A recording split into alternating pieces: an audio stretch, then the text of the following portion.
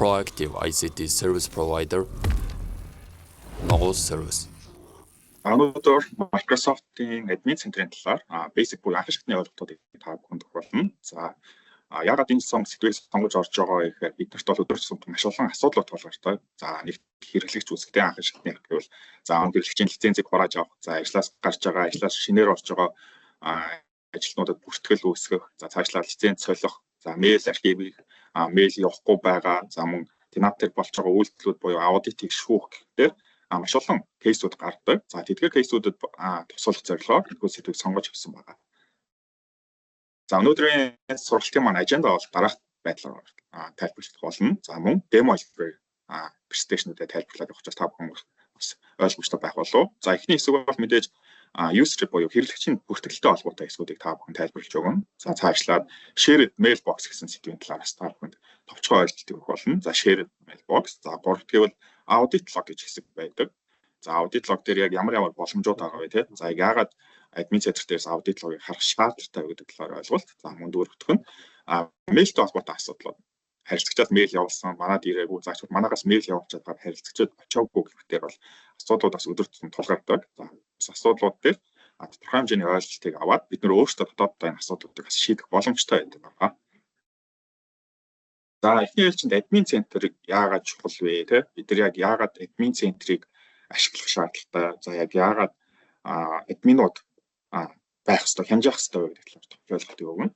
За админ центр бол Microsoft-ийн одоо удирдлагын хэсгийг бол нэрлэдэг. За tenant гэж ярьдагтай бид нар өөрсдөө бол админ цэг порт Microsoft цэг.com-оор бол нэвтэрч ордог. За групптэй бол компанид бол дээдлэлтаа 5-аас доошгүй админ байх шаардлагатай. За 5 болон түүнээс дээш админуудтай бол аюулгүй байдлын үүднээс хадгалаад өртөх эрсдэл нэмэгдээд ирдэг. Microsoft-ийн зүгээс бол 5-аас дээш админтай болчихоор шууд анхааруулад эхэлдэг. За 5-аас дээш админтай байна. Тийм учраас танд бүхэн админаа зөөлнө үү гэсэн байдлаар бол анхааруулгын мэйлүүдийг явуулдаг. Тэгэхээр бидний хувьд бол дээдлэлтаа 5 админтай байх боломжтой гэсэн үг. За тэгээд админ центрээс бол бид нэр тухайн tenant дээр буюу бид нэр байгууллагатай Microsoft ашиглаж байгаа хэрэглэгчдийн бүхий л за үйлдэлийг шүүх, аюулгүй байдлыг хангах, тухайн хэрэглэгч туслах те пассвортыг сэргээж өгөх, лицензийг оноох, асуудал гарсан байвал тэрийг шүүж өгөх, хянах гэдэг бүхий л боломжуудыг админ центрээс хяндаг учраас админ центр маань бол маш чухал ойлголт болж байгаа маа. За энэ дээр ингээд админ центр маань одоо хэлцүүлээд байна те. За central management буюу бүх одоо боломжууд хэсгүүдийг нэг газар суулгах боломжтой. За зарим нэг одоо бас зах зээл дээр байдаг ижил төсөөтэй үйл ажиллагаа явуулдаг софтвероо те аккаунт үйлчлэгнүүд байдаг, subscription-ууд. За бусдаа харьцуулах юм бол Microsoft-ийн админ центр бол маш ойлгомжтой буюу user friendly байдаг. За IT-г ойлгомжтой хүн байсан ч гэсэн те анх ороод за яг үгнүүдийг уншаад ойлгочвол байрлал болон танилцуулгууд зааврууд бол маш ойлгомжтой байдаг. За тэгээд бид бүхэн өөрсдөө бол админууд бол админ центрээс бүхий л төвчний програмуудыг боломжтой. За цаашлаад бид нар өөрсдөө админ центрээс асуудал бүр хүндрэлээ гэж үзвэл цаашаа Microsoft руу хүсэлтүүдийг бас илгээж асуудлуудаа шийдвэрлэх боломжтой байдаг. За мөн сургалтынхаа явцад бас энэ талаар та бүхэн заавар зөвлөгөө өгөх болно. За эхний ойлголт маань бол user үүсгэх гэдэг байгаа. За user-ыг бол бид нар админ центрээс үүсгэн. За user үүсгэхэд бол бид нар бол нэг олон хэрэглэгчийг зэрэг үүсгэх боломжтой байдаг. За мөн бид нар өөрсдөө үүсгэждэг учраас маш амар байдаг. Заавалчгүй 3 дахь сал руу хүсэлт явуулах те. За нөгөө талаа хүлээх ч юм уу. Тийм асуудлууд бас нэг бол цаг хэмжиж байгаа. За хоёрт нь бол үүсгэсэн хэрэглэгчдийг хүснээр менеж хийж болно. За бид нар 100 лицензтэй байж болно, 200 лицензтэй байж болно. Гэхдээ тэрнээсээ давсан юусруудыг үүсгэж болно гэсэн үг. Заавалчгүй лицензийн тоо бол юусрын тоо хоёр бол уялдах гэсэн үг. За бид нар лицензтэй зөвхөн юусруудаа оноо өгч болдог. За шаардлагатай гэвэл лицензийг хүссэн хэрэглэгчдийн хооронд шилжүүлээд авах боломжтой. Лиценз маань тухайн хэрэглэгчтэй хатуу байдлаар уялддаг гэсэн. Заавалчгүй те. За бид нар одоо хуучин бол одоо лиценз олоход K оногддог ч юм уу байдлаар те. Хуучны лицензүүд бол за тэгээд тэр K маань тэр лиценз дээр одоо permanently буюу те lifetime идэвхжчихдэг. За тэгээд тус хэрэглэгчийн нэрийг солих боломжгүй, шилжүүлэх боломжгүй ч юм уу те. Тиймэрхүү асуудлууд гардаг байсан бол за Microsoft-ийн 365 үйлчлэгэн дээр бол лицензийг олохоор одоо хүссэн байдлаар шилжүүлэх боломжтой. Лицензийг хурааж авах, лицензийг дээшлүүлэх, доошлуулах те. За цаашлаад лицензийг дахиад хоонд нь холих гэдэг хүссэн байдлаар болно гэсэн үг. За мөн хэрэглэгчдийг устгаж болно шаардлагагүй хэрэглэгчтэй ажлаас гарсан, за эсвэл шаардлагагүй аккаунт гэж үзвэл тухайн аккаунтуудыг устгаж болно. За мөн тухайн хэрэглэгчдэр тодорхой хэмжээний ролууд буюу өөрөөр permission-уудыг тавьж өгч болдог. За зөвхөн админаас гадна маш олон өөр сонголтууд байдаг. За байгууллагын бүтцээс хамаарат эдгээр ролуудыг бас админ центрээс тавьж өгч болно гэсэн үг. За лиценз онооход яг юу шаардлагатай вэ гэвэл нэг тул тухайн хэрэглэгчийн зөвхөн мэйл авахд шаардлагатай. За мөн лицензийн маань хугацаа дуусаагүй байх шаардлагатай гэсэн үг. Лицензүүд бол төрөл бүрийн сонголттой байдаг те. За бидний хамгийн түгээмэл ашигладаг лиценз бол одоо бизнес лиценз байна. Дотроо бол basic, за премиум, стандарт гэх те. За дээшлээд enterprise лицензүүд ороод ирнэ. Илүү том хэмжээний байгууллагууд ашигладаг E3, E5 гэх за боловсролын салбарт ашигладаг эдүүл лицензүүд орно те. Ингээд лицензүүд маань төрөл төрлийн сонголттой. За энэ лицензүүдийг бол бүсдэн байдлаар хооронд нь холж авах те. Ажлын байрны онцлогоос хамаарат за тухайн ажилтны мөн ажлын байрны одоо шаардлагаас хамаарат бүсдэн байдлаар холж болно. За магадгүй талбар дээр ажилладаг frontline лицензүүд байдаг те. F лицензүүд, F3, F5 гэх лицензүүд байдаг. За тэдгээр лицензүүд бол нөгөө талбар дээр ажилладаг хүмүүст голцоо зориулсан лицензүүд төрөл байгаа. Жишээл өдөртний мэдээллүүд авч болно те. Чатаа харчин, мэйлээ харчин гэдэг мэдээллүүдээс хэлцэхгүй байх төрлийн лицензүүд бас боломжтой. Эдгээр бүхий лицензүүдийг нэгдсэн админ центрээс удирддаг. За тийм учраас админ центртэй байгаа user-ийн одоо менеж хийх хэсэг бол нэгэн чухал хэсэг. За тэгээд дараагийн хэсэг рүү орцгоё. За shared mailbox гэдэг хэсэг байна. За энэ хэсгийг бас яагаад онцлсан бэ гэвэл за shared mailbox маань бол багийн ажиллагааг болон компани үйл ажиллагаа маш өндрөөр дэмждэг. За хуучин бол одоо бид нар яадаг штэ маркетинг, за инфо, sales, IT гэдэг нэртэй мэйлүүд үүсгдэг тий. За тэгээд тэрийн хойно нэг хүн хариуцаа байж идэг. За тэгээд гаднаас мэйл ирлээ, эсвэл өөрөөсөө тэр мэйлээсээ зөрүүлээд харилцагч руу мэйл илгээлээ. Тэр мэйлийг заавалч нэг хүн менеж хийгээ байж идэг тий. Нэг хүн компьютер дээр давхар оруулсан. За тэгээд мэйл ирэнгүүт мэйл хүлээж авчаад бусд хүмүүс руу тараадаг тий. Одоо багийнхаа за жишээлбэл IT-ийн баг байлаа гэж бодоход IT Монгол сервисийн мэйлтэй. За би IT Монгол сервисээр хариуцдаг гэж бодъё. За надад нэг мэйл ирлээ. За би мэйлээ уншаад IT гэсэн одоо багтаа байгаа тий бүх хүмүүс тэр мэйлийг forward хийдэг. За эсвэл очиж бичлэн хийлдэг ч юм уу тий. За тэр мэдээлэл авдаг хоцроо нэг төрөл бүрийн асуудлууд үүсдэг. За тэр асуудлуудаас гарцсны гаргалгаа нь гэвэл shared mailbox гэсэн үг. За shared mailbox нь яг ямар зарчмаар ажилладаг вэ гэвэл бид нар лиценз шаардахгүйгээр нэгэн шинээр mailbox үүсгэждэг. За тэгээд тухайн mailbox-доо мемберүүд нэмээд өгчдөг. За би IT-ийн албанд байлаа гэж бодоход IT Монгол сервисийг юм ингээд shared mailbox үүсгэлээ. За тэр shared mailbox-доо user-уудаа нэмээд өгчдөг гэсэн. Багтны хэдэн хүн байна те 5 10 бүх хүмүүсээ нэмээд өгчин. За тэгээд гадны харилцагч байгууллагаас манай IT Монгол сервис рүү мэйл явуулгаад тухайн одоо мэйлд байгаа бүх мемберүүд мэйл хүрээд ирчихдэг гэсэн. За тэгээд зөрүүлээд мэдээж бас shared mailbox-оос зөрүүлээд харилцагч руу бас мэйл хийлгэж болно. За тэгээд мэйл хийлгэхдээ одоо IT-аас явуулж байна гэж төлөөлөл явуулдаг гэсэн. Тэгэхээр энэ маань бас Microsoft-ийн 365-д ирж байгаа нэгэн бас даваа талуудын нэг байгаа. За тийм учраас яг энэ яаж үүсгэх хэрхэн тодорхой гэдэг талаас демо хэсгээр та бүхэн тайлбарлаад явна. За бас нэг чухал хэсэг дараагийн хэсэг маань message trace гэдэг хэсэг байдаг. За message trace маань яг ямар үүрэгтэй гэвэл ерөөсөө тенант дээр орж гарч байгаа буюу ирж байгаа илгээж байгаа мэйлүүдийг хянах зорилттой хэсэг. За доторх агуулгуудыг уламжих боломжгүй. Мэйлийн гарчийг уламжиж болно. За тэгээд тухайн мэйл манайхаас яг хэдэн цагт гарсан байна, харилцагчдэр хэдэн цагт очсон байна тий. За эсвэл алдаа заасан бол ямар алдаа зааж гэдэг бүхий л ойлголтуудыг message trace-ээс бол шүүж болдог. За тийм учраас нөгөө зарим харилцагчдаас манай тусламжийн хүсэлт маад орж ирдэг. Бид нар бол тусламжийн хүсэлтийн дагуу message trace-ийг орж шалгадаг гэсэн. Маа тэр мэйл ирэхгүй байна ч юм уу тий. За эсвэл манайхаас явуулсан мэйл харилцагчдаар очихгүй байна гэдэг тохиолдолд бидний харилцагчтай холбогдоод админ центрээс message trace-ийг шалгаж үздэг гэсэн. За message trace төр бол маш тодорхой байж идэг. Мэйл хэдэн цагт гарсан за тий. Эсвэл алдаа заасан бол хэдэн цагт тийм алдаа заачаа гэдэг. За энэ талаар бас би та бүхэнд ойлголтуудыг өгөх болно гэсэн үг. За хамгийн сүүлийн хэсэг маань audit log гэдэг хэсэг байдаг. За лицензийн төрлөөс хамаарат audit log-ын маань хугацаа харилцсан адилхан байдаг. За audit log маань яг ямар үүрэгтэй функц гэвэл тенанттэй болж байгаа бүхий л логыг шүүж идэг функц гэсэн үг. За 6 сараас 10 жил хүртэл шүүх боломжтой. За анхаарах зүйл нь лицензийн төрлөөс хамаардаг. За энэ талаар мөн адилхан би та бүхэнд демо хэлбэрээр орох болно. За presentation маань бол энэ үрээд өндөрлөж байгаа. Маш цонхон presentation. За яагаад вэ гэвэл бидний ихэнх хэсэг маань демо хэлбэрээр орох болно. За эхний хэлж админ центр руу яаж авах вэ те? За магадгүй лиценз авахудаа авч байгаа сонирхож байгаа хүмүүс байж болно. За эсвэл шинээр ажиллах орсон хүмүүс байж болно те? За ямар ч нөхцөл байж болно. За админ центрт анхаарах зүйл гэвэл за incognito буюу те in private браузер руу оруулах зүгээр байдаг. Ямар нэгэн байдлаар лог үлддэг үү, тэг history үлддэг гэсэн. Ямар нэгэн байдлаар миний үндсэн төхөөрөмж ажлын төхөөрөмж дээр ч юм уу тэг. Valmware, spyware гэх төрөл бүрийн асуудал байж болно. За тийм учраас бас нэг сэргийлэх арга маань бол incognito буюу in private mode-оор орчуул зүгээр байдаг. За тэгэхээр бид нар лог үлдэхгүй гэсэн браузер дээр history үлдэхгүй тийм. За cookie гэх төрөл бүрийн асуудлууд байдаг. За эхний хэлцэнд бид нар өөрсдөө оногч гэсэн аккаунтаа бичнэ гэсэн. За энэ бол за миний туршилтын буюу демо үзүүлэх admin аккаунт тийм. За admin аккаунтаа бичлээ. За мэдээж хоёрт password оруулж өгнө. За MFA яваа тийм authenticator. За өмнөх миний вебинаруудад сууж ирсэн хүмүүс бол мэдж байгаа. За authenticator-ыг бол заавал идэвхжүүлэх шаардлагатай. За ялангуяа admin. Миний эрхтэй хүмүүс бол authenticator-ыг бол заавал хувьсан байна. За тэгээд браузер дээр хадгалахгүй байл зүгээр байдаг. Ямар нэгэн байдлаар. Admin-ий орох болгондоо браузер дээр no гэдээ орчуул зүгээр байдаг. Admin маань аккаунт үүсгэлээ гэж бодоход ямар нэгэн байдлаар гаднаа халтлагад өртөө энийг нь compose явуулах гэх төрөл бүрийн асуудал үүсэх боломжтой. За тус тохиолдолд аккаунтынхаа аюулгүй байдлыг хангах шаардлагатай гэсэн. За admin центрийн маань үүссэн байдал меню маань бол дараах байдлаар харагдана. Та бүхэн бас мэдж байгаа. За зүүн дээр бол admin центр гэж бас хийж байгаа. За энэ admin цэг Microsoft.com руу та өөрийнхөө мэйлээр ороод admin центр маань гарч ирнэ. За хэрвээ ийшээ хандах боломжгүй байвал танд бол admin ирэх байхгүй байна гэсэн.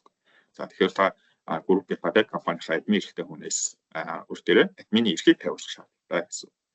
За хамгийн ихний хэсэг маань бол user manager гэсэн хэсэг орж ирнэ. За энэ маань бол маш simple буюу амархан хэсэг. За гэхдээ бас мэдж явах илүүдэхгүй бас хэд хэдэн функцүүд байдаг.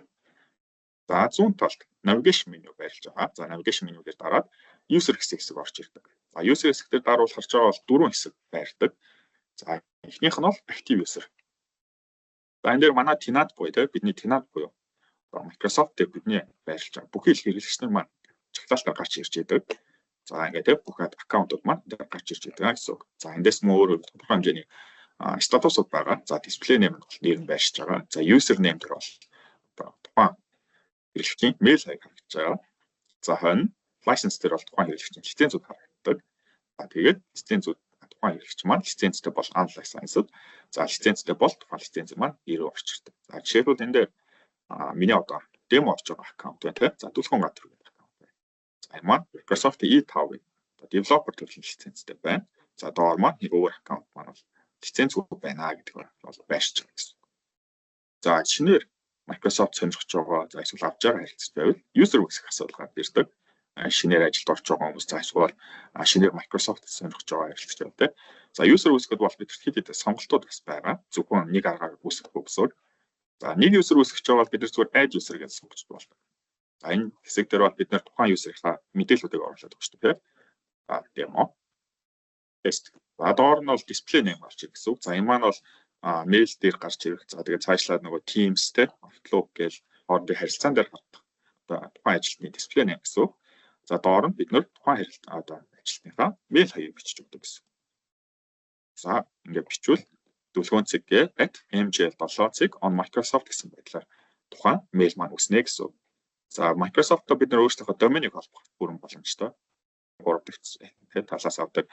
За Монголд бол Data.com, iTools, MagicNet, Greensoft гэдэг үйлчлэг үзүүлэгч байгууллагууд байдаг. За гадаадынх гэвэл GoDaddy те Whois гэл маш олон төрлийн домен үйлчлэг үзүүлдэг байгууллагууд байгаа. За та өөрсдийнхөө авдаг доменийг Microsoft-оор холбож болно гэсэн үг. За холбосон нөхцөл ингээд доменийн сонголтууд гараад ирдэг. За хэрвээ сонгохгүй гэж үзвэл бид Microsoft-ийн өгч байгаа үнэгүй доменийг ашиглаж болдог. За үнэгүй домен бол on Microsoft гэдэг өргөтгөлтэй үүсдэг гэсэн. За бид нар хэрвээ домен олсон бол эндээс тухайн хэрэглэгчийг ямар доментэй үүсгэх вэ гэдгээс сонгоо явуулна гэсэн. За групп компаниуд гэдэг те нэг технологитой байршдаг. За групп технологи компаниуд бол 5 6 7 компанитай ч юм уу те хэдэн компанитай байна. Бүхэл өөрсдийнхөө доменийг үүсгээд за тэгээд тухайн ажилтныхаа аль компанид хамаарч байгаас хамаарат доменоо сонгоо явуулна гэсэн. Dot-ийн сонголт дээр бол мэдээж хэрэглэгчийн пассворд байгаа тийм. За автоматик гэж сонгоод арчвал тухайн хэрэглэгч нэг удаагийн пассворд үүсдэг. За Dot-ийн пассворд change дээр дарчвал тухайн хэрэглэгч нэг удаагийн пассвортаа оруулаад пассвортаа өөрөө шинээр зохиох сонголттой гэсэн. За ингээд next дараад тухайн хэрэглэгчийн лицензийг оноож өгдөг. За энэ дээр бол надад сул лиценз байхгүй тийм. За эсвэл лиценз өгч үүсгэж болно. Create license гэдэг сонголтын дээр. За тухайн хэрэглэгчийн лицензүүдийг сонгож өгөөд за мэдээж доор нь аппликейшнууд гарч ирдэг. За энэ аппликейшнууд маань яг яадаг вэ гэхээр тухайн лицензэд багтж байгаа аппликейшнуудыг энэ дээр харуулж өгдөг. За одоо би харъя. Power Automate гэдэг лицензийг авчвал надад 3 аппликейшн байна. Power Automate-ыг оноод өгвөл надад 5 аппликейшн нэмэгдэж байгаа. За тухайн хэрэглэгчтэй ажилтны ажлын байрны онцлог шаардлагаас хамаарат зарим нэгэн лицензийн аппликейшнийг дагалдаж ирж байгаа програмуудыг ашиглахгүй байх бүрэн боломжтой. За тэгвэл бид нэр энэ дээр гарч ирж байгаа лицензүүдийн аппликейшнуудын тусдаа чагтыг аваад өгч гэсэн. Тэгэхээр тухайн одоо аккаунт маань тухайн аппликейшнийг ашиглах боломжгүй болж байгаа маа гэсэн үг. За эсвэл мэдээж лицензийг аваад өгч байгаа гэсэн үг матар. За role гэдэг хэсэг орж ирнэ. За role хэсэг маань бол нэлээд чухал хэсэг орж ирж байгаа. За энгийн user-ууд бол ойлгомжтой байдаг. За энгийн user гэдэг хэсэг байгаа. No admin center access гэдэг. За энэ сонголтын дээр дараад user үүсгэжүүл за тухайн user маань бидний одоо орсон байгаа. Admin center руу орох хэрэггүй энгийн user-тэй зөвхөн office.com руу өөрийнхөө аккаунтаар логин гэж ороод өдөр тутмын office-ийн програм те аппликейшнуудаа ашиглана гэсэн үг. За доошлуулад үзвэл admin center access гэсэн сонголт байна. За энэ дээр бидний нөгөө одоо ярьж байгаа энэ админуудын сонголтууд байдаг. За бид нар яг админ гэхэд яриад байдаг ч гэсэн цаана бол маш олон сонголтууд байдаг гэсэн үг. За энэ дээр ингээд харагч байна те exchange admin гэж байна. Global admin гэж байна. Global reader, help desk, service гэдэг маш олон төрөл байгаа. За эднээс маань бол өөр өөрсдийн гэсэн тодорхой хэмжээний role-уудтай за мөн бас чадамжууд бас харилцан адилхан байдаг. За хамгийн том admin маань бол global admin гэж ярьдаг. За Google дээр бол super admin гэж ярьдаг те тэрнтэй адилхан гэсэн үг. За global admin бол цаанаас бол нэг үүсдэг. За лиценз авч байгаа л тий. Цаанаас global admin ихийг нэг аккаунт манахаас үүсгэж өгдөг гэсэн үг. За тухайн админаар та бүхэн ороод цаашдаа хэрэглэгчээ үүсгэхдээ за дахиад өөр global admin-уудыг нэмэхдээ өөрсдийнхөө дотоод зохион байгуулалтад тааруулж авч болно гэсэн. За одоо та бүхэн дээр харж байгаа тий.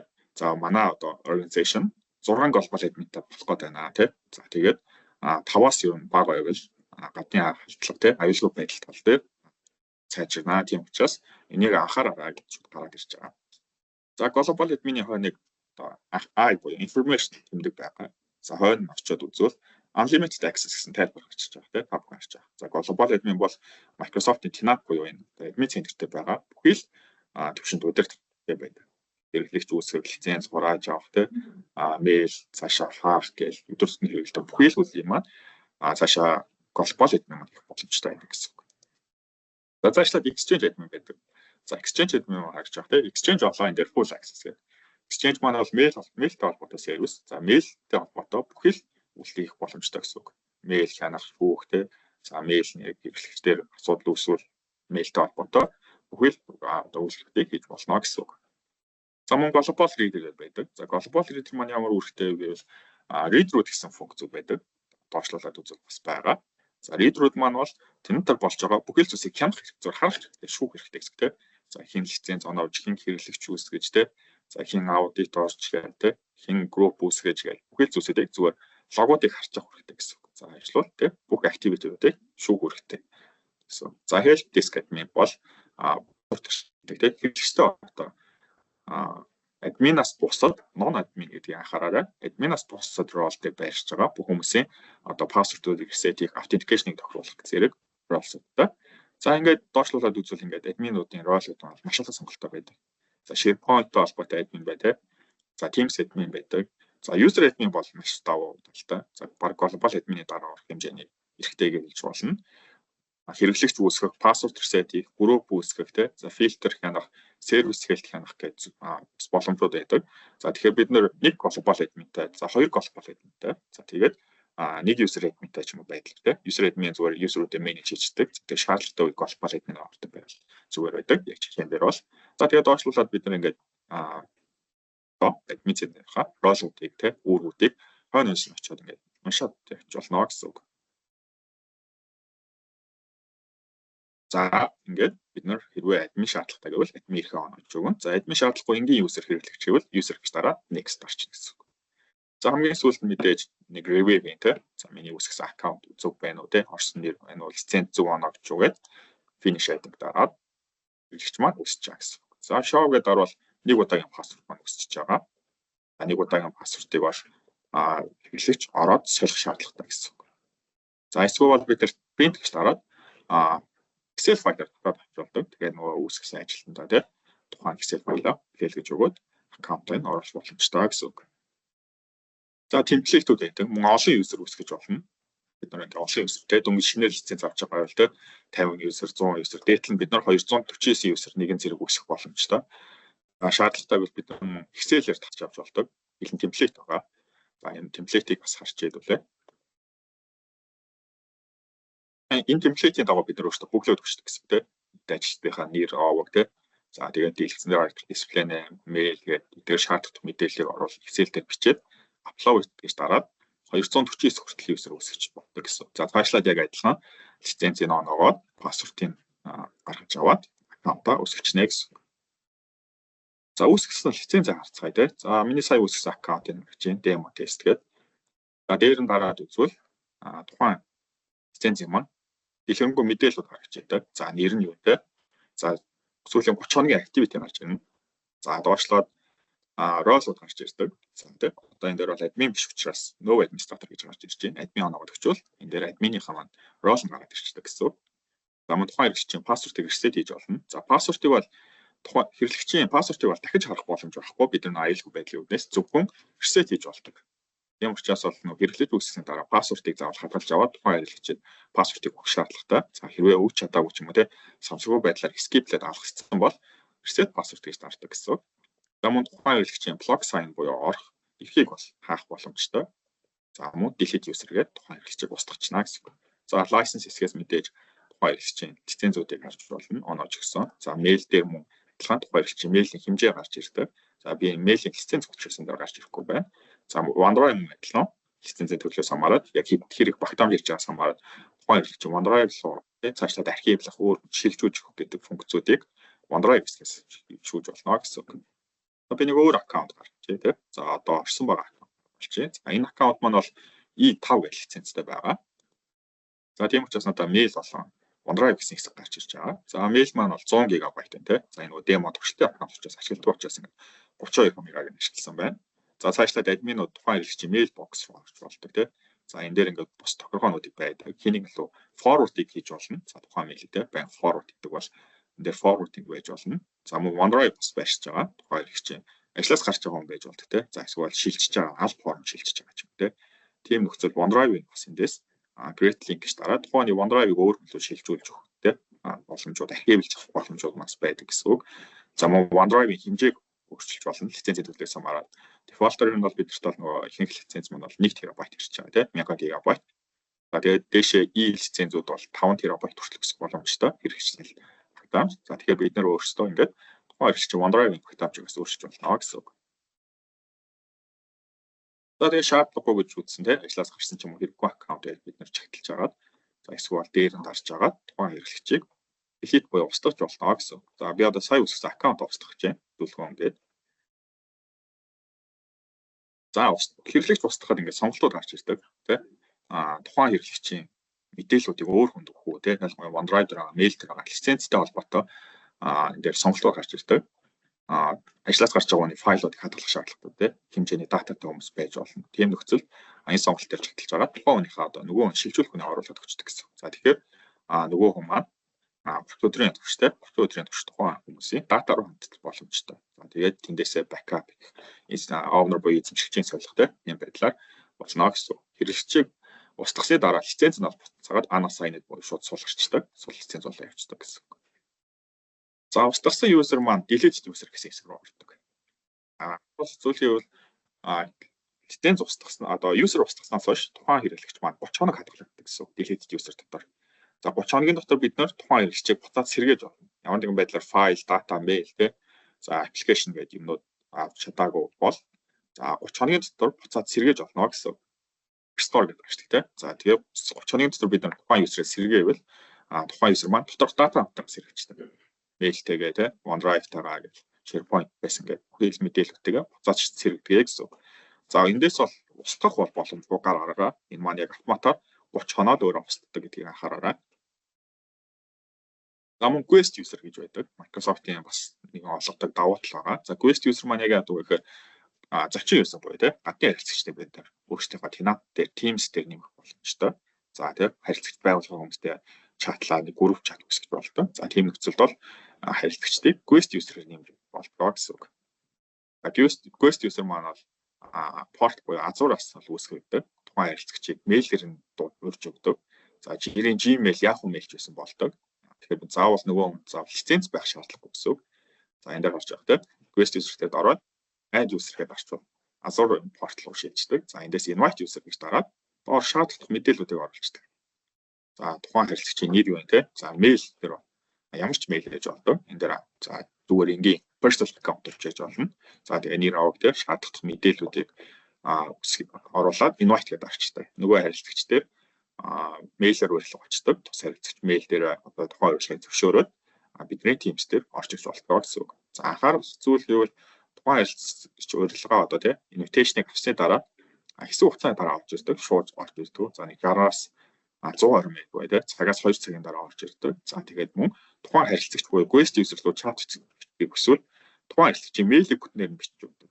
Нэрээрээ хагаад болцдог гэсэн үг. Заавал тухайн харилцагчнууд одоо миний мэйл жишээлбэл түлхүүн gmail.com байлаа гэж бодоход би Teams дээр нөгөө guest user-ыг хайх гэж байгаа бол энэ мэйлээр бүтнээр нь хайж өгөх гэсэн.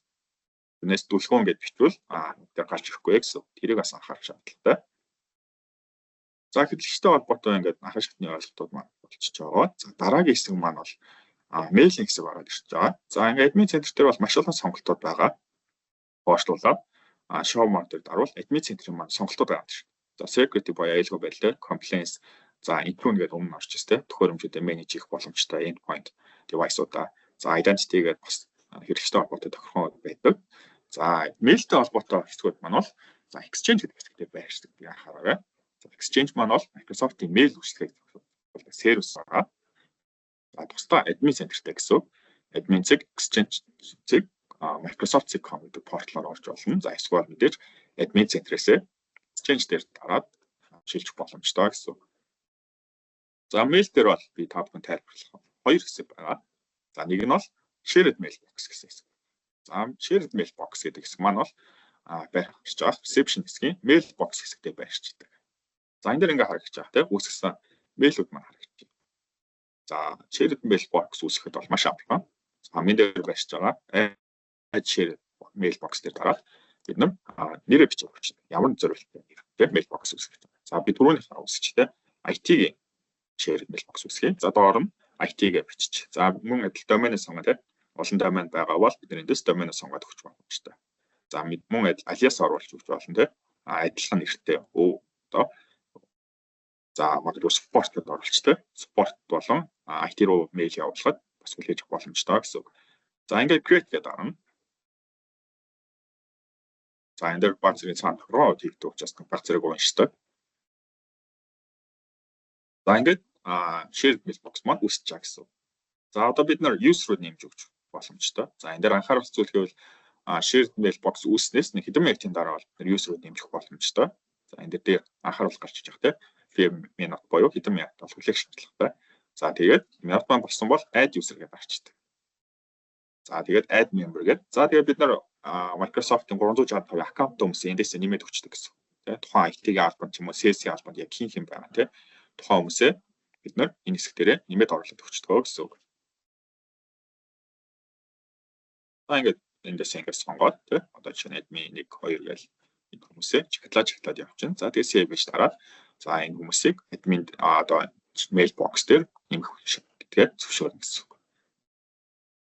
Shared mailbox юм давуу тал нь ингээд олон хүмүүстэй нэг мэйлээр мэйл хүлээж авах боломжтой, зөрүүлээд мэйл хийх боломжтой. За тэгээд хамгийн том давуу тал нь нэмэлтээр лиценз шаарддаг. За бид 5 тий нөгөө хэрэглэгч маань буюу end user-ууд маань лицензтэй байх болдог гэсэн үг.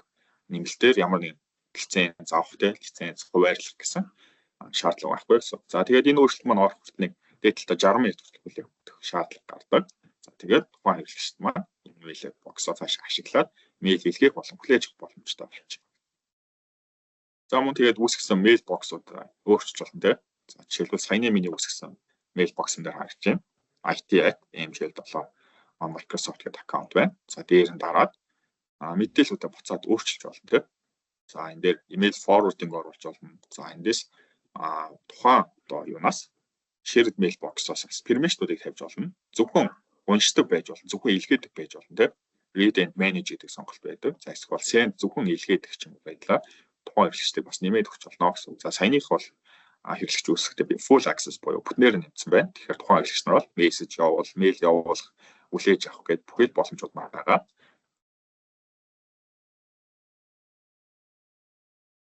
Энд шаардлагатай гэж үзүүлээгээд бүхэл тохиромжууд хийж болно гэсэн. Мэдээж бас нэрийн сольж болно те, information сольж болно. За ингээд бид нар компанидаа зориулаад IT, за support, marketing, info гэх sales гэх юм shared mailbox-уудыг бүснээрээ үүсгэж болно гэсэн нэмэлтээр лиценз шаардлагагүй. За тэгээд энэ дээр маань бас нэг давуу тал маань бол тухайн мэйлүүд маань тухайн аккаунт дээр бол уягдаж үлддэг ямар нэгэн байдлаар ч юм уу те. Одоо жишээлбэл бид нар use IT гэдэг мэйл үүсгэжлээ. За тэгэхээр IT-д байгаа бүх хүмүүс дээр маань тэр мэйл маань харах боломжтой байдаг гэсэн. Заавалчгүй тухайн хүмүүс маань одоо хин нэг end user мэйлтэй уягдаж өгдөг гэсэн. За цаашлаа контактууд байдаг. Гадны харилцагч болон те дотоодын хүмүүсээ хувийн Gmail-тэй ч юм уу хүмүүсээ контактаар нэмээд өгч болдог. Тэгэхээр бид нар мэйл өчг гэхээр тухайн хүмүүсийн маань контактууд гараад ирчихдэг гэсэн. Ямар нэгэн байдал бас бидний мэйл өчг хурдын маань сайжруулж өгнө гэсэн. За нэг чухал хэсэг байгаа. За тэр маань бол бид нар та бүхэнтэй харилцуулсан message trace гэдэг хэсэг байна. За message trace маань бол TNAT буюу Microsoft-ийн мэйл үйлчилгээг ашиглаад Exchange үйлчилгээг ашиглаад явуулж байгаа олон хүлээж авч байгаа бүхэл мэйлүүдийн маань логуудыг шүүж болдог гэсэн үг. За мөн адил Exchange admin center-ээс ордог. За mail flow-ийн message trace гэдэг хэсэгтээ байрлалдаг. За шинээр message trace үүсгэж байгаа бол start trace гэдэг дараад энэ дээр өөрийнхөө шаардлагатай мэдээллүүдийг оруулж өгсөн. За sender дээр бол те илгээгч гадны харилцагч байж болно, дотоодын харилцагч байж болно. За эсвэл ажилтан байж болно те. Энэ дээр sender илгээж байна. За тэгээд доод хэсэгт нь хүлээж авч байгаа. Нөхцлөөсөө бид нар тухайн гарч байгаа кейсээс болдог гэсэн үг. За тий би мэйл явуулсан чинь нөгөө хүлээж авахгүй байна. Эсвэл над руу мэйл явуулсан. Гэхдээ би хүлээж авсан бэ гэдэг байдлаас хамаарат бид нар энэ дээр оруулж өгч болно гэсэн. За шаардлагагүй эсвэл бүр бид нар all гэж дараа сонгоод бүх TNAT болж байгаа мэйлүүдийг шүүж болно гэсэн. За мөн time zone цагийн бүс бол мэйл үүсгэдэг маш чухал уялдаа холбоотой байдаг. За заримдаа цагийн бүсээс буруугаас болоод мэйл ирэхгүй ч юм уу хоцорсон. За notification зөрүүтэй гэдэг тохиолдлууд гардаг. За тэгээд би яг хаанаас те өөр гадаадын улсаас мэйл хүлээж авсан уу эсвэл дотоод Монгол улс дотор мэйл явуулсан гэдээс хамаарат бид нар энэ цагийн бүсээс сонгоод өгөх шаардлагатай. Тэгжиж бидний маань дата маань илүү үнэн зөв гарч ирдэг. За эндээс Улаанбаатарыг сонгоё. За тэгээд бид нар start date буюу end date-ийг сонгож өгдөг гэсэн. За энэ дээр нэг анхаарах зүйл гэвэл 7 хоногийн наривчлалтай юм шүү. Илүү үр дүн сайтай байдаг. За тэгэхээр бид нар одоо 6-аас 3 сарын 16-наас те 3 сарын 13-нд хүртэл. За эсвэл бол тооцоолуулаа те бүр 1 сарын 1-ээс 1 сарын 7-ны хооронд ч юм уу гээд 7 хоногийн наривчлалтай байвал яг дата маань үнэн зөв гарч ирдэг илүү. За тэгээд эндээс статусаа шүүж болно. За би мэйл явуулах гэсэн чинь очоогүй failed гэдэг байна. Эсвэл pending гэдэг байна тий. За эсвэл spam гэдэг байна гэдэг янз бүрийн алдаанууд гарч ирдэг. Тэр алдаануудаас одоо шалтгаалаад бид статусаа сэлж болно гэсэн үг. За би мэйл явуулах гэж failed гэдэг байна тий. За эсвэл очсон гэдэг байгаа мөртлөө өөр асуудал байна ч юм уу. За эсвэл шаардлагагүй бүгдийг all гэдэг үзэж байна. За тэгээ message trace болон IP-ийн мэдээлэлүүд байвал энэ дээр оруулах боломжтой. За тэгээд энэ дээр хугацаагаа сонгосон бол бид нар шууд search гэдээ арчдаг гэсэн. За би одоо all гэдээ арчсан. Гэхдээ миний дата маань бол 1 сар юм гэсэн тийм. За 1 сард болсон датаад ерөөсөө эднэр л байна. Тэр бол 1 сарын 5-нд гаднаас мэйлүүд ирэх гэж үтсэн байна тийм. За явуулах гэж үтсэн байна. За эднэр бол бүгдээрээ fail гэж хэлж тийм. За зарим нэг нь бол delivered буюу авсан гэдэг байна. За failed гэдэг мэйл байна жишээлбэл энэ дээр. За энэ мэйл дээр дараад үзье. 1 сарын 5-ны 6 цаг 20 минут. Тэгэл MS Security-гээс admin tag 2 руу явах гэж үтсэн байна. Наашаа орж ирсэн гэсэн үг юм байл тийм. За энэ бол маркетээ failed гэсэн байна. За дээр дараад бид нар мессежийн тодорхой хэмжээний ойлголтуудыг яг ямар асуудал болсон болоод энэ мэйл failed болсон юм бэ гэдэг хэлдэг гэсэн үг. За not delivered гэсэн байна тийм. Тэгэхээр энэ мэйл маань манайх энэ мэйл маань ирсэн байна тийм. Receive ирсэн байна. За тэгээд process шалгасан байна. За тэгээд энэ мэйлийг хүлээж аваагүй байна гэсэн үг. За тэгээд доороо энэ алдааны код бичдэг. За Microsoft-ийн нэг давуу тал нь юу вэ? Алдаанууд бол маш ойлгомжтой байдаг. За зах зээл дээр ижил төсөөтэй үйл ажиллагаа явуулдаг жишээ нь Google гэдэг. Google-ийн Workspace гэдэг байдаг тийм. Google-ийн алдаанууд бол юм жоо ойлгомж байдаг. Яг budget case дээр бол error гэж заасан байдаг тийм. Яг ямар алдаа гарсан тодорхойгүй байдаг бол Microsoft-ийн алдаанууд болон error бол бүгд алдааны кодтай байдаг. Бидний алдааны кодоор цаашаа тухайн асуудлыг хайж шүүх боломжтой гэсэн. Microsoft-ийн өөр бэлэн форумуд гэдэг тийм. За мөн админ центрийн supportууд хэрэгтэй. Эдгээр асуудлуудаас бид нар энд кодоор шүүж хайж болно гэсэн. За жишээлбэл 550-ийн 5.7-гийн 500 access denied гэсэн байна тий. За external forward гэдэг функцийг манай organization дэмжээгүй байна. За тэгээ админтайгаа холбогдно алдаа заасан байна. Алдаануудыг бол NDR гэж одоо товчилдог non delivery report гэдэг үг байна. За тэгэхээр бид нар энэ NDR-аар шүүж асуудал гэж цаашаа шүүгээд за тэгээд тэн дээрээ таарсан гаргалгаануудаар асуудлыг шийддэг гэсэн үг. За доошлуулаад message event-үүд байдаг. Бидний цагт маахуу мэйл орж ирсэн, гарсан тий. За тэгээд ямар шалтгааны удаас мэйлийг fail гэж үзсэн, за эсвэл хүлээж авсан ингээд message event-үүд бас байрч идэг. Эндээс шүүж болно. За more information дээр бол нөгөө message ID болон message trace гэсэн дугаарууд байрч байгаа. За энэ ID-гаар бид цаашаа бас мэдээлэл шаардлагатай бол шүүж болно. За мөн Microsoft-ийн support-то тий help-тэй холбогдоход эдгээр бас мэдээлэл шаардлагатай учраас энэ хэсгээс бас харж болно гэсэн үг. За тэгээд тухайн мэйлийг бүр ингээд асуудалтай тий баймаа spam мэйл ирээд бид нар цаашаа репортлж болно. За эсвэл бол бид нар тухайн мэйлийг аюулгүй гэж үзвэл release буюу тухайн мэйлийг хүлээж аваад заагаад quarantine эсвэл spam-аас гаргаад авчиж болдог гэсэн үг. За тэдгээр хэсгүүдийг бас дараа хэсгүүдээс тайлбарлаад явна гэсэн үг. За тэгэхээр бид нэр хамгийн түрүүлээд харилцагчаас за эсвэл биднээс гарсан мэйл чихгүй байна, хүлээж авахгүй байна гэвэл бид нэр message trace-ийг шалгадаг гэсэн. За message trace-ийг бол бид түрүү all гэдэг tenant-ийн түвшинд хайцсан бол тухайн хэрэглэгчийн түвшинд хайж болно гэсэн үг. Гадны харилцагчаас мэйл явуулсан чинь над дээр хүлээж ирэхгүй байна гэж үзэж байгаа бол бид нэр sender дээр нь гадны харилцагчийн мэйлийг бичээд өгчдөг гэсэн. Жишээлбэл биенийхээ энэ дээр те үндсэн мэйлийг бичээд өгчвөл те. Энэ бол миний үндсэн мэйл одоо те. За надаас мэйл явуулсан чинь над дээр хүлээж авсангүй гэвэл бид нар тухайн sender дээрээ мэйл явуулсан нэ бичээд өгчдөг гэсэн. За тэгээд анхаарал татвал гэвэл message trace дээр хэвээ мэйл байхгүй байвал одоо trace буюу log уул мөр байхгүй байл те. Маа tenant руу буюу бидний лөө тухайн мэйл орж ирээгүй байна гэсэн үг. Заримдаа тийм тохиолдлууд гардаг. Харилцагчаас маах руу мэйл явуулсан чинь манай дээр мэйл орж ирээгүй байна гэдэг тий. Мэйл ирээгүй байна. Харилцагч явуулсан гэдэг мэдээлэлтэй. За тэгээ ороод шалгаад үзэхээр message trace дээр бол ямар ч log буюу уул мөр үлдээгүй байдаг. За message trace дээр уул мөр үлдээгүй бол тухайн мэйл нөгөө харилцагчаас бол гараагүй гэсэн үг. Тэгэхээр асуудал бидэнд биш нөгөө харилцагчд байгаа гэсэн. Тэгэхээр тухайн харилцагч ямар мэйл сервис ашигладаг тийм адилхан Microsoft ашигладаг бол адилхан mail trace ингээд шалгачихна. За өөр Google байж болно тийм веб мэйлүүд байж болно. Яг ямар мэйл ашигладагаас шалтгаалаад логуудаа шүүх шаардлагатай. Тэгэхээр бид нэр харилцагчаас мэйл явуулсан маа дээр орж ирээгүй бол message trace шалгаад за маа дээр ямар ч message trace байхгүй байна гэдэг мэйл буюу message орж ирсэн л бол маа дээр лог болдог ёстой. Ямар ч лог байхгүй байна. Тийм учраас агаас мэйл гараагүй байна гэдэг итгэл төгсгөлж болно гэсэн үг. За ингээд message trace бид нэр эхлэх шалгаж байгаа гэсэн үг. За message trace дээр бол өөр анхаарах зүйл бол байхгүй. Бид нар гол нь логоо сайн шүүх шаардлагатай. Мөн статусуудаа өөрчлөөд 7 хоногийн нэрвчлээ ашигладаг илүү зүгээр байдаг. За дээд нь бол ихтэй 10 өдөр байдаг. 10 өдрийн дата. За тэгээд сүүлийн 90 хоног дээр репортуудыг гаргаж өгдөг. Гэвч хуучны репортуудыг бол боломжгүй болоод байна. Энэ маас нөгөө лицензийн онцлогоос хамаарчдаг. Та бүхэн анзаарсан бол би нөгөө аудит лог гэж та бүхэнд ярьчихсан.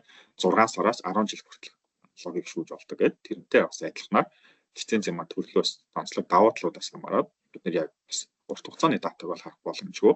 Тэгээс бид нар 90 хоног хүртэл хугацаанд 10 хоногийн нэрвчтэйгээр логоо шүүж болно гэсэн үг. За message trace-ийн маань хэсэг ингээд болчихж байна. Mail-тэй холбоотой хэсгүүд маань болчихж байгаа тийм. За бид нар бол сая за shared mailbox үүсгэх. За shared mailbox-тай хэрхэн user буюу member-ууд гэж цаашаа message trace-ийг хянах гэсэн хэсэг болчихж байгаа. За дараагийн хэсэг маань бол audit гэдэг хэсэг байдаг. За audit гэдэг хэсэг маань яг ямар зориулттай вэ гэвэл tenant дээр болж байгаа profile логуудыг шүүдэг. За саяны message trace бол зүгээр ингээд мэйлүүдийг хянах тийм. Мэйл явсан байна, ирсэн байна. Ямар нэг алдаа гарсан байна гэдэг байдлаар хянчиж байгаа бол audit маань бол бүхий логууд гэдэг. Хэрэглэгч орсон, гарсан тийм мэйл явуулсан, файл нээж үзсэн, файл устгасан гэдэг бүхий логуудыг audit логоодоос шүүж болно гэсэн. За бид нар гэхдээ audit логийг бас харах арай өөр хөлбөр байдаг. За эхний хөлбөр нь бол бидний Windows-ын Security Defender гэсэн порталаас орж хааж болно. За эсвэл бол identity хэсгээс user-үүд дээр холбоотой логуудыг харж болно гэсэн үг. За үржүүлж доош нь оруулъя. За магадгүй зүгээр нэг ганц хэрэглэгчдэр жижиг асуудал гарсан байж болно те. За магадгүй өөр газраас с ิจ гтэй ч юм уу те. Тухайн хэрэглэгчийн төгөөр аккаунт авах гэж үзсэн байж болно. Тийм тохиолдлууд бас гардаг. За тийм нөхцөл бид нэр тухайн хэрэглэгчийг яг аккаунтаараа өөрөө орч уу эсвэл өөр хүслээс хамжууч юм уу гэдгийг бас энэ хэсгээс харж өгдөг гэсэн. За хар хэсэг манай бол identity гэдэг портал байдаг. Admin центрийн. Дарахаар enter admin центр руу ордог. За enter-аас бид нар all users гэж дараад бүхэл юусруудынхаа мэдээллийг харж болдог. За энэ дээр audit log гэдэг функц, мөн sign in log гэсэн функцийг ярьчихдаг. За эндээс аккаунтууд ашиглаж болно тийм. За магадгүй нэг манай нэг ажилтны MFA-ийн ажиллаад байна. Үе ингээд MFA ирээд байна ч юм уу тийм. За эсвэл нэг с ิจ гтэй санагдаад байна. Мэйл яваад байна ч юм уу тийм. Янз бүрийн спам бүртөөд байна гэдэг. Тиймэрхүү тохиолдолд бид нар эндээсээ тухайн хэрэглэгчийн логуудыг шалгаж болно гэсэн үг. За жишээлбэл би одоо өөр аккаунтууд сайн энэ орж байгаа ч тийм. За бүлгэн гэдэг аккаунт байна. За аккаунтаа сонголоо. За overview дээр нэг товч мэдээлэлүүд харагдана. За audit log гэдэг арчтай. За энэ дээр тухайн хэрэглэгч яг ямар үйлдэл хийсэн бэ гэдэг маань сарын хугацаанд харагддаг гэсэн үг. Дээдл нь бол яг энэ хэсгээс болт бид нар бол дээдл нь сарын хугацаанд харагддаг гэсэн. За одоо энэ харагч байна тийм.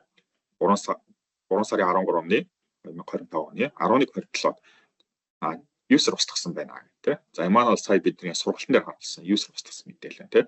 За энэ өмнө нь user үүсгэсэн байна тийм. Create user, update user гэдэг хэрэглэж үүсгэсэн байна. За ингэ нэвтэрч орсон байна гэдэг. Тэгэл логод маань гэсэн. Бид эндээс нэг логод ашиглаж байна гэсэн. Ямар үүсгэсэн тийм.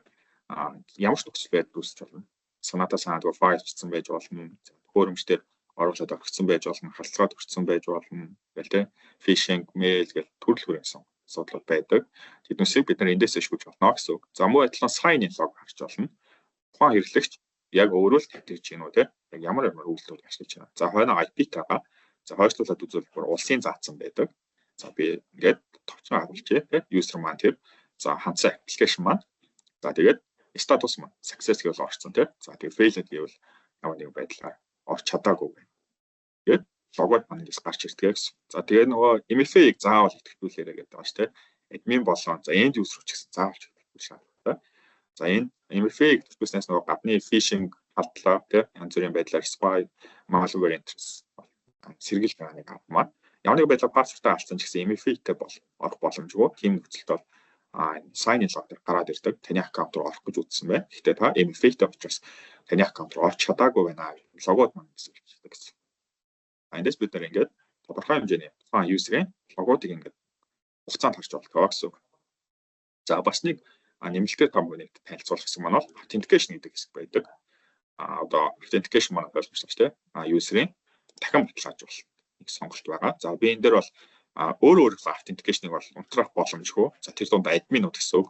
Admin аккаунтынхаа authentication-ыг өөрөө унтрааж болохгүй гэсэн. Өөр admin-аар орж унтраах юм уу те солиулах боломжтой. За тийм учраас би одоо аккаунтаа соличих. За мөн адилхан users руу ороод. За эндээс нэг өөр аккаунт сонгочтой. За энэ дээр миний өөр аккаунт байна. За тус аккаунтын authentication руу ороод бид нар энэ дээр сонголтууд нэмээд өгч болдог. За temporary pass байна те төр цорын pass. За QR код уншуулж ордог. За утасны дугаар дээр код авдаг.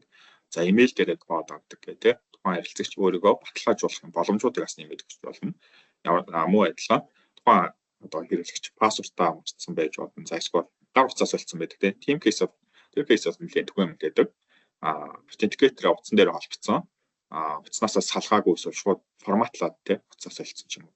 Шинэ утсан дээр authenticator холбогдсон ч authenticator холбож чадахгүй байна те. Өмнөх утсан дээр код ирээд байна ч юм уу. Тийм болтууд байдаг. Тийм үед бид нар бусад методуудыг нэмж болно гэсэн үг. Утасны дугаар байгаад утасны дугаар те. Мэйлийн даваад мэйлийн дээрээ admin нэмээд гэсэн. За ингээд бид нар identity буюу enter-аас ингээд тодорхой хэмжээний логуудыг авчиж байгаа. Тэн tenant-ийн хэмжээ за цаашлаад урт хугацааны логыг бол secret буюу defender хэсгийн за audit гэсэн хэсгээс гардаг гэсэн үг. За ямаа бол тустай юм бүр хэсэг барьж байгаа. Зөвхөн лог харах зорилттой. За энэ дээр бид нэг лицензийн төрлөөс хамаарат 6 сараас 10 жил хүртэлх логуудыг харж болно гэсэн үг. За энэ лицензийн төрөл гэдгийг анхаарах зүйл гэвэл тухайн хэрэглэгчийн лиценз гэдгийг анхаараарай. Тусдаа бол лиценз байдгүй. За тухайн хэрэглэгч E5 байдал, E5, A5 за тэгээд цаашлаа G5 лицензүүд байдаг. Enterprise лиценз, E2-ийн лиценз, government лиценз гэдэг Тийм одоо EF5 гэдэг бас лицензүүд байгаа. За тийм лицензийн сонголтуудтай бол тухайн exchange логыг бид нар 10 жил хүртэл харж болно гэсэн. За одоо миний орсон байгаа аккаунт маань бол жишээ нөгөө E5 лицензтэй байх тийм. Тэгэхээр бид ингээд бүр хошоо шүүгээр явуулж болно гэсэн үг 10 жил хугацаагаар. За бид нар хэрвээ бизнес лицензтэй бол сүүлийн 6 сар буюу 180 хоногор шүүж болдог. Тэгэхээр бид нар зарим нэгэн зайлшгүй шаардлагатай аккаунт хийж байна тийм. Байнга ажилтны компани үндэс аккаунт хийж болж тийм. Хүн солигдсон ч тэр аккаунт байж шаардлагатай аккаунтууд байвал тэр аккаунтыг бид нар E5 лиценз ч юм уу тийм аваад нэмчих болно гэсэн. За бид нар бизнес лиценз ашигладаг байсан ч E лицензийг бол болж нэмэх боломжтой. Тийм учраас байнга ашигладаг компани утсан тийм гол аккаунт гэж үзвэл энэ дээр E5 лиценз оноод өгч байна. За тэгээд эндээс фильтрүүд байгаа. Фильтрүүд бол төрөл бүрээр байдаг. За мэдээж хугацаагаа оруулсан тийм хэрэг хугацаагаар фильтр. За нэг сэжигтэй үйлдэл одоо хин нэг файл алдсан байж болно тийм. За ингээд устгацсан байж болно. За эсвэл хин нэг форвард хийсэн байж болно. За эхний ялцанд бол бид нэг барагцаа хугацаа ирдэг тийм. За энэ нэг activity хэдэн сарын хэднээс хэдэн сарын хэдний болсон байж магадгүй гэж үзвэл за нэг 3 сарын 1 сарын 1-ээс тийм 3 сарын 13-ны хоногийн хугацаагаар болчлаа. За тэгээд activity дээрс нь хайж болдог. Файл руу хандсан, рекорд ясан, файл чеклсэн тийм файл копицсан, устгасан гэж файл татсан, зөөсөн гэж төрөл бүрийн activity байгаа. За эндээс өөрчлөлт харуулаад бид нэг тухайн ямар кейс гэсэн тийм ямар шалтгаанаас үдээс хамаарат бид эндээс сонгоод өгч байна гэсэн. За тэгээд мөн шаардлагатай гэж үзвэл зөвхөн тухайн юусерийн нэрийг бичээд өгч. Нэг юусертэй холбоотой асуудал байж байна шүү дээ. Нэг юусерийн тэл холбоотой бол тухайн юусерийн нэрийг бичээд өгч гэсэн. За тэгвэл зөвхөн тухайн юусертэй холбоотой activity-д харж. За тэгээд keyword-ууд байж болно тийм record type-ууд байж болно. За workflow байж болно, API-тай холбоотой ч юм уу тийм file folder холбоотой байж болно гэдэг бид нар эндээс фильтр гарсан фильтрүүдийг оруулж өгөөд search-д арчдаг гэсэн. За би одоо эндээс ингээд search-д арчээ. За энэ дээр бол 3 сарын 12-ноос 3 сарын 13-ны нэг өдрийн хугацаанд search хийж байна. За тэгээд search хийж байхдаа доор ингээд уншиж байдаг. За тийм 3 сарын хугацаанд search хийсэн байна.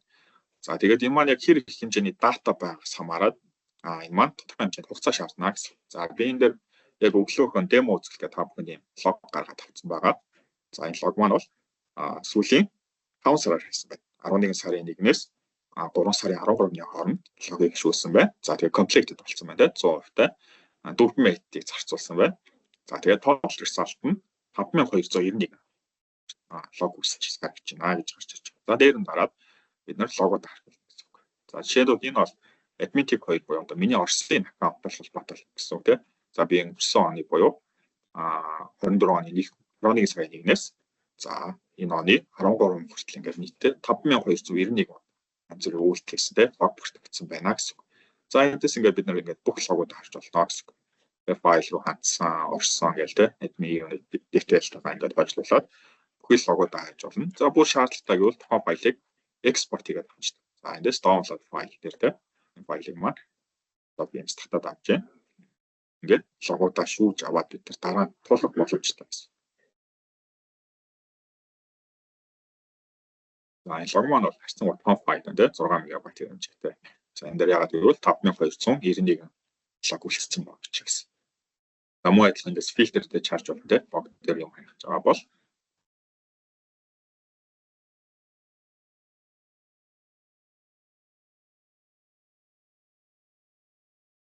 энэ лог маань тусдын дараа хэдүүлээ нэгэд үзье.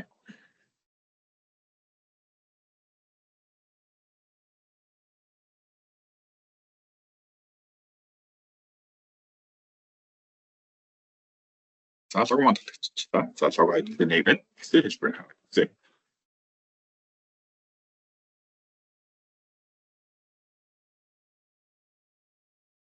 За ингээд лог маань татчихсан тийм. Эндээс ямар үйлдэл хийсэн corporation дээр за энэ дээр бол search гэдэг хийж байна тийм. За юм хайсан байна тийм ямар нэг мэдээлэл хайсан байна. За user нь юм тийм. За ингээд бүхэл логууд маань corporation нэртэйгээ ингээд лог болгоод үйлчилчихлээ гэсэн. Тэгэхээр бид нөгөө tenant-ийн аюулгүй байдал тийм дараа нь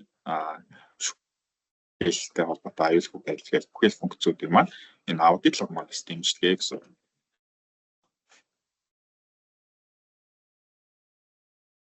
За сургалтын маань агуулга маань энэ хүрээд өндөрлөж байна. За тэгэхээр бид зүгээр нэмээд бас та бүхэнд 2 3 тип хэлчихье. За энэ манаас өдөр тутмын ажил тэгээ IT-г ажлуудыг маш хөнгөлөлт боломжтой типүүд байдаг. За мэйл явахгүй нөхцөл бид нөгөө сая мессежээсээ шалгадаг гэдэг хэлжтэй. За эхлээд бол тэрний өмнө бол мэдээж бид хэрэглэж байгаа лиценз ашиглах шаардлагатай. Лицензтэй байр лиценз байна уу те. За тэгээд дараа нь мессеж трейсээ шалгана. За мессеж трейстэй бас холбоотой нэг хэсэг нь бол домен гэж байдаг. Бид нөгөө домен холбохгүй гэж ярьчихсан те. Доменхоо бид нар бас статусыг шалгах шаардлагатай. Домен олгогдсон бол за домен хэсэг дээр тухайн бидний домен мод байрлал байгаа. За домен дээр асуудал үүссэн бол энэ төлбөрүүд маань өөрчлөгддөг гэсэн үг. За healthy гэх те одоо энэ маань бол энгийн асуудалгүй байвал healthy. За ямар нэгэн асуудал үүссэн байл анхаарал тавихтай гараад ирдэг. За тэгэхээр бид нөгөө домен үйлчлэг авдаг бол те домений маань хугацаа зэмдээ дууссан байдаг. Харилцагчнаас мэйл явахгүй байна, ирэхгүй байна гэдэг бид бас тусламжийн өсөлтөд үрч ирдэг. За тийм гэсэн бид нараас доменийг шалгадаг гэсэн үг. Тэгэхээр нөгөө data.com, iTools те Magic за тэгээ GoDaddy, Whois гэх домен үйлчлэг үзүүлдэг газруудаас домен авдаг бол бид нар доменийхоо хугацааг шалгадаг. Домен бол 101 жилээр те 3 жилээр гэх хугацаатай авчдаг. Юм учраас доменийг шалгачна. За тэгээд өөр нэг шалгачдаг хэсэг бол энэ health гэдэг хэсэг байдаг. За health-ийн service health гэдэг хэсэг. За Microsoft-ийн үйлчлэгтэй холбоотойгоо бас тоглолтууд гэсэн магадлал байдаг. За тэгээд юу нь бол асуудлуудаас үе гардаг гэсэн үг. За тийм нөхцөлд бол энэ дээр маань service health дээр маань гарч ирдэг. Магадгүй би нэг аппликейшн ажиллуулах гэсэн чинь тухайн аппликейшн олохгүй байж байгаа тийм. За магадгүй mail ажиллахгүй ч юм уу, за SharePoint ажиллахгүй гэдэг асуудал маань энэ дээр service health дээр байж байгаа гэсэн. За тэгээд service health дээр дараад болохоор энэ дээр Microsoft-ийн одоо асуудалтай байгаа ажлууд маань гараад ирдэг гэсэн. За энэ дээр харж байна тийм. Магадгүй SharePoint-оос content freshness гэдэг template маань ажиллахгүй, create хийж болохгүй байна. Ингээ хараад байна ч юм уу тийм. За эсвэл өөр юу хараад үзье. За Teams дээр байна тийм. За Teams дээр бол чиний асуудал байна. За зарим user магадгүй external user-ыг ингээд болоо хий enable хийх юм уу асуудалтай байна. Эндээс маань ингээд тухайн асуудал маань Microsoft мэдсэн ажиллаж идэг гэсэн. За тэгээ эндээс ингээд full history харж болдог. За энэ асуудлыг анх хизээ мэдгдсэн тийм. За тэгээ Microsoft яг энэ дээр ямар action буюу арга хэмжээ авч байгаа юм. За тэгээ дараагийн хятадууд хизээ авах юм тийм. За энэ дээр бол жишээ нь Microsoft 3 сарын 12-нд өчигдөр апдейт оруулсан байна. За бид нэг ингээд ажиллаж байгаа тийм тест хийсэн байгаа. Deployment хийсэн. Deployment мал хвчлэлтэй болсон. За тэгээ дараагийн апдейт бол өнөөдөр буюу 7 цагт ингээд апдейт болно гэдэг Microsoft маань ажиллаж идэг гэсэн. За магадгүй бид Microsoft-ийн мэдээгүй ч юм уу тийм хүмүүсийн репортлог асуудал явал та бүхэн шууд репортлж байгаа гэсэн. Тэгээ Microsoft-ийн репортн дээр зөвлөлт шууд хариу өгөөчдөг гэсэн. Тэгээ энэ асуудлыг хүлээж авлаа тийм асуудлыг шалгаад явуулаад үнэхээр асуудал байвал Microsoft цаг алдалгүй тухайн асуудал дээр ажиллаад шийдвэрлээд явуулж боломжтой байдаг. Бас нэг даваа тал.